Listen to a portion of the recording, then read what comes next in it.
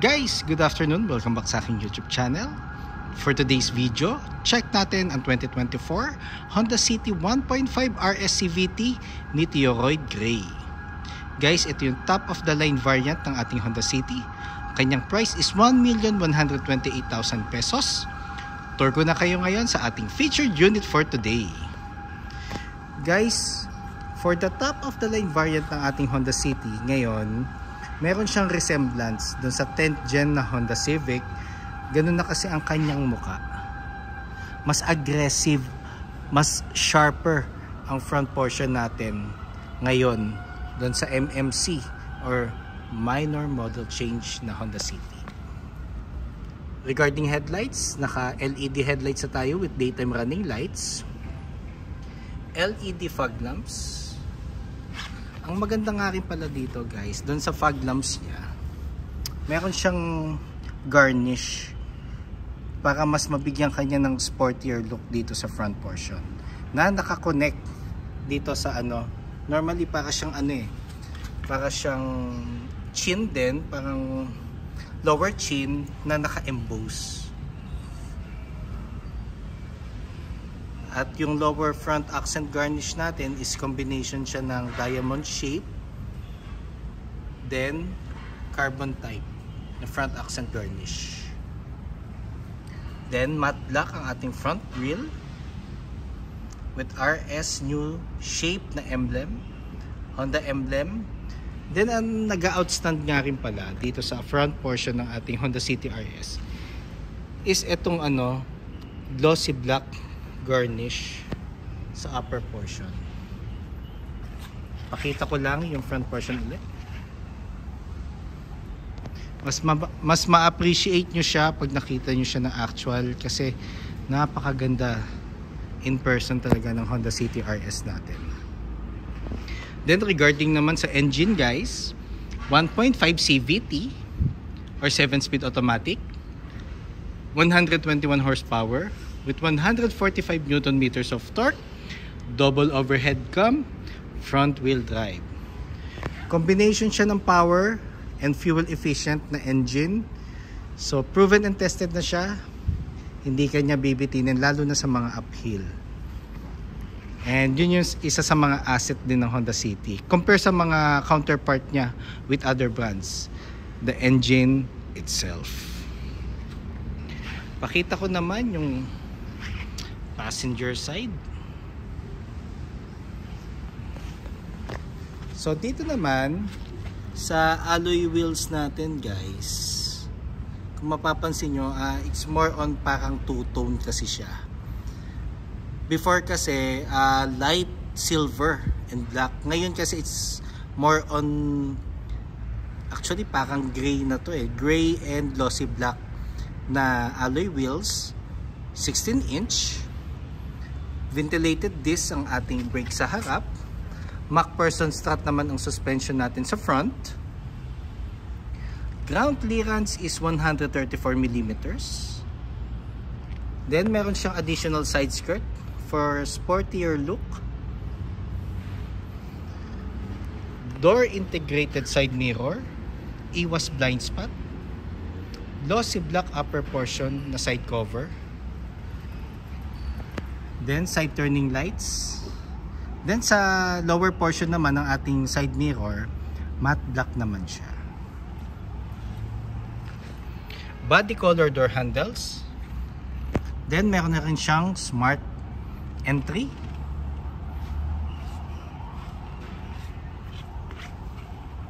Sa likod naman, drum brake ang ating brake sa likod. Then torsion beam naman ang suspension sa likod. Naka shark fin antenna na rin tayo guys. Nakita ko lang naman yung rear portion ng passenger side. Dito naman tayo sa back portion guys. Sexy back, di ba? Ganda. Ang nagko-complement din rin pala dito sa RS natin is itong duck type spoiler na glossy black. I know may mga nagtatanong bakit hindi tulad ng wing type, tulad ng Civic RS. It's for aerodynamics kasi. So magkakaroon kasi ng impact yung yung wing type kasi mas heavy yung material na yan. Ito kasi nakadikit lang, mas mabibigyan kanya ng ng aggressive aerodynamic na andar, lalo na pag nasa highway. May factor to kung bakit ito lang ang ating spoiler. Then LED na ang ating taillights, which is ang maganda dito. Normally kasi ang taillights hanggang dito lang pero ang ginawa ni Honda, sinagad niya hanggang gilid. So kasama siya ng aerodynamic shape din.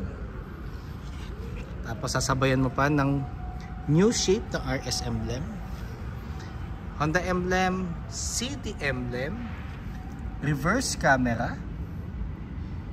Then yung rear lower bumper natin is naka-embossed na. So normally diffuser kasi ang tawag dito. So carbon type na rin.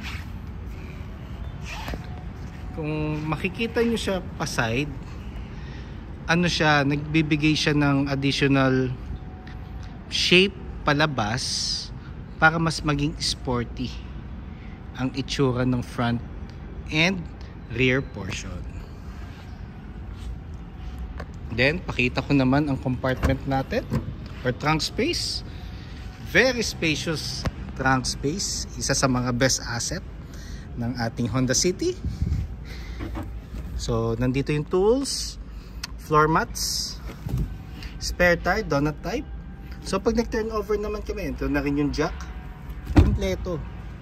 Tapos meron din siyang cover dito sa ating trunk.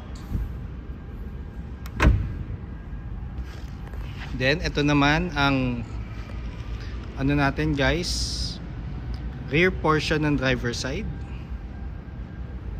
Regarding naman sa fuel tank capacity, meron siyang capacity of 40 liters. Unleaded ang required, ang minimum required. So if ever na gusto nyo mag higher octane like 93, 95, 97, as I always say, kailangan consistent na isang octane lang ang gagamitin natin para hindi siya magkaroon ng bad effect sa makina. So tour ko na kayo ngayon dito sa ating second row.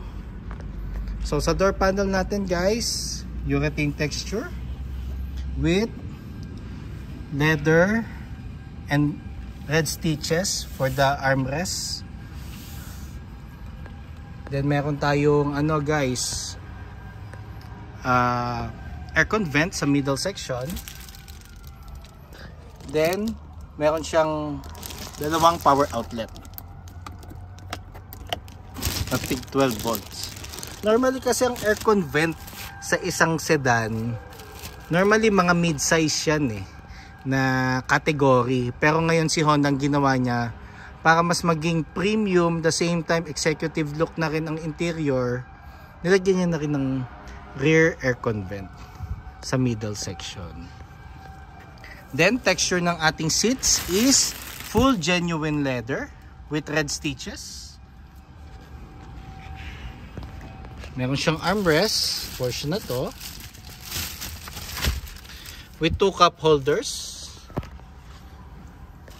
Then isa sa mga best asset din talaga ng Honda natin guys is yung spacious interior. Kung mapapansin nyo guys, ito yung aking legroom. So spacious pa rin siya kahit isagad natin siya pa backward. Meron pa rin siyang decent legroom na mas magiging komportable ka even sa mga long drive. Yun yung mga additional key factors kung bakit kailangan mong bilhin yung Honda City. Syempre comfort and convenience for the part ng unit owner. Then ang maganda dito is black na ang ating ceiling guys, which is mas sporty and premium tingnan. Then ang ating dome light is halogen. So tour ko na kayo ngayon sa front portion, guys. So nandito nga pala ako sa aming warehouse or stockyard dito sa 5th floor sa Honda Cars Quezon City. So nandito lahat ng aming inventory. Kung makikita nyo, guys, napakadami naming units. So inquire lang kayo, guys, mamaya bibigay ko yung aking contact number. Then dito naman tayo sa driver side na door panel, power folding side mirrors. For the mirror adjustment ng side mirrors, ito yung kanyang rotary knob para ma-adjust natin kung saang angle ang gusto natin. Central door lock, window lock, power windows. Regarding naman sa seats, yan. Na-mention ko na rin kanina, full genuine leather na uli ang ating material sa seats. Not unlike kasi yung previous model, leather and suede. So si Honda binalik niya sa full genuine leather, which is yun naman kasi talaga. So doon sa previous, bago tong minor model change, yung mga 2019, yun yung mga way back 2016 hanggang 2020, kung hindi ako nagkakamali na year model, ang VX Plus naka leather seats. So dito naman sa lower portion natin, guys, nandito yung ating gas lid and trunk. So pag pinol natin yan, mag-open yung lid, gas lid and trunk. So dito naman tayo ngayon, guys, sa steering wheel. So saka ko lang. So meron tayong welcome na Honda RS symbol sa panel natin. So combination siya ng analog and digital. So pag naka Honda Sensing tayo, guys, ano siya, colored ang ating digital panel. At kung mapapansin nyo, may ambient light tayo dito sa sides ng ating instrument panel. So i-guide ka rin niya para mas maging fuel efficient ang consumption. So normally, ano siya, nag-iiba ang kulay pag nagko-consume ka na ng gas. So dito muna tayo, guys, sa steering wheel. So steering wheel natin, guys, is full leather na. Leather cover with red stitches. Sorry, medyo maliwanag. Hindi ko na na-adjust. So start ko lang, guys. So pag naka smart key tayo, apakan natin yung brake, then press start.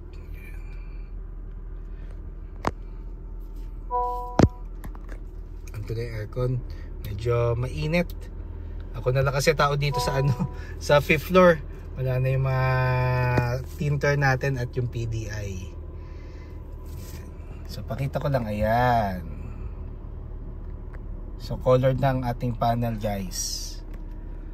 Then regarding naman sa steering wheel, naka audio control tayo and hands-free telephone assist, and itong buttons naman is for the Honda Sensing and adaptive cruise control. Meron na rin siyang paddle shifters, plus and minus sign. Ayan, minus and plus, just in case gusto nyo i-dictate yung gears, upper or lower, click nyo lang yan. And for the wiper and for the headlights and fog lamps. Push start button. Touchscreen audio unit with Apple CarPlay and Android Auto Ready. So wireless na ang ating Apple CarPlay, guys. Yun yung isa sa maganda sa Honda City natin ngayon. Across all variants, wireless na ang Apple CarPlay. Aircon buttons natin. So ito yung temperature or thermostat, ventilation, fan, and ito yung on-off button. Sa lower portion naman, guys, dalawang USB ports, power outlet. Kung magpapalagay kayo ng dashcam, guys, basta plug and play, dito manggagaling ang power source, okay na okay yan. Pero kung may itatap na wiring, yan yung hindi namin masasuggest kasi possible magkaroon siya ng conflict sa Honda Sensing. Meron tayong 2 cup holders dito. Then ito yung ating smart key.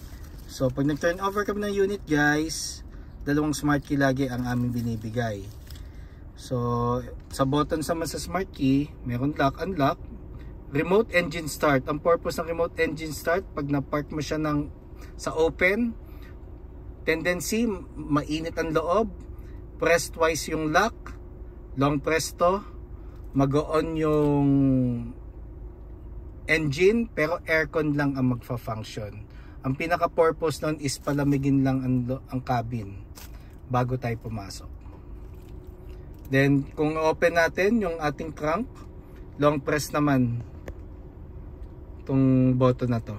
So pag pinindot mo siya ng ganyan lang, hindi siya mag-open. Kailangan naka long press tayo para mag-open yung trunk. So mas maganda alternate ang paggamit guys sa smart key para hindi agad ma-drain ang battery ng extra smart key natin. Tapos meron siyang manual key. Meron siyang manual key dito. So clicking lang yan. Ayan, lalabas yung manual key natin.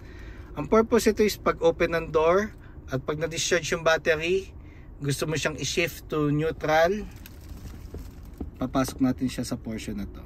Kasi ang sakit before or disadvantage kasi before ng automatic transmission, kung saan ka ma-discharge o ma-discarga yung battery, nakastuck ka na doon, not unless ipapasiris mo agad siya. So ngayon ang ginawa for the manual key, ilalagay natin to, ipapasok natin siya. Once na bumao na siya or nag-fit, pwede mo siyang i-shift yung part to neutral. Yun yung pinaka-function ng manual key natin. Icon button, pag inon mo yan, may lalabas sa green leaf dito sa panel. Then it promotes fuel efficiency. So more on city driving, hindi ka nagmamadali, i-on mo yan. Pero pag mga highway, naka-on ang icon button, diniinan mo yung gas pedal, hindi niya mabibigay yung speed na gusto mo or power. So mas maganda turn it off. Then kahit ano lang, kahit hindi ka na mag sports mode, drive lang, mako-comply na ni Honda or nung engine ang power or speed na gusto mo. So meron din tayong clutch. Every time na magpapalit tayo ng gear sa transmission, like part to reverse, reverse to drive, or drive to reverse, or drive to park, laging gagamitan natin ng clutch. So maano mo naman siya, hindi siya papasok eh. Yan o, so naka-steel lang siya. So pag gusto mo siyang i-shift, aapakan natin yung preno, then clutch. So meron tayong portion dito for the coins, wallets, then handbrake. Kung mag-handbrake tayo, yung pinakamataas, pinakasagad para hindi siya gagalaw. Lalo na pag medyo slant ang ating parking. Armrest. So leather na rin siya with red stitches. Console box.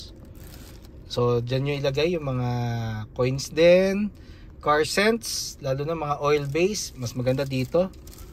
Or yung mga delata na car perfume scent, mas maganda dito. Tapos i-open nyo lang ng bahagya. So sisingaw na yung amoy nun para mabango ang ating interior. Regarding naman sa dashboard guys, meron siyang maroon accent dito. So yun yung nagse-separate din para mas maging premium ang design ng ating dashboard compared dun sa mga lower levels or lower variants. So glove box. So ilalagay natin sa glove box palagi guys. Lagi kong rini-remind, warranty booklet, owner's manual, ORCR copy lang naman, Xerox copy, and insurance policy just in case na meron kayong hard copy. Pero normally ang mga insurance policy ngayon na soft copy na, para just in case ma-misplace nyo, anytime pwede nyo balikan sa email. Yun. Tapos meron tayong guys, meron tayong 8 speakers. Yan, 4 speakers and 4 tweeters. Then airbags natin is sa front, sa sides, and curtains. So kumbaga wrap around ng airbags natin, additional protection yan. Then equip na nga rin pala to ng Honda Sensing, guys. Additional safety feature ngayon ni Honda, which is it will give you assistance pag nagda-drive kayo. So sa mga bagong unit owners dyan na may Honda Sensing, baka manibago lang kayo, magulat kayo, nagwi-wiggle ng konti yung steering wheel. It's more on reminder or notification na right driving habit. It promotes right driving habit. For example, lane keep assist. Na-sense ni safety, nasa highway ka, na-sense niya na nawawala ka sa line, magwi-wiggle ng konti yung steering wheel mo para i-notify ka lang niya, nawawala ka na sa linya. Yan. Then yung road departure mitigation. Road departure mitigation, pag nag-switch lane ka without turn signal, magwi-wiggle uli yung steering wheel mo. So mas maganda, para hindi mag-wiggle yon, mag-turn signal ka muna ng left or right para hindi mag-wiggle. Pero kung sakali man nakalimutan mong mag-turn signal at nag-wiggle siya, eventually tutuloy pa rin naman siya. Ano ka lang niya, i-remind ka lang niya na mas maging proper ang driving skills natin. Yun.